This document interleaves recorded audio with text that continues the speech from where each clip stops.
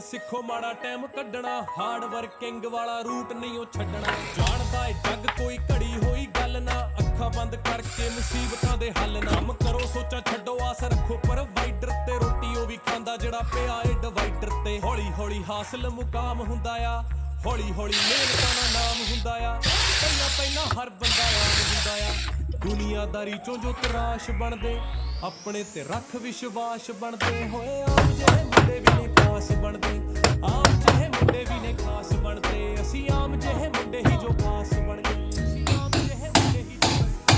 बस ऐसा वाहेगुरु सुख रखे, मारा काम बोले मुने हम चुप रखे। वही यार सारे बैठे जी वैगन में, जो साथ मेरे घूमे थे स्कूटर ते। बस ऐसा ही वाहेगुरु सुख रखे, बस ऐसा ही वाहेगुरु सुख रखे, बस ऐसा ही वाहेगुरु सुख रखे। रे आलिया रे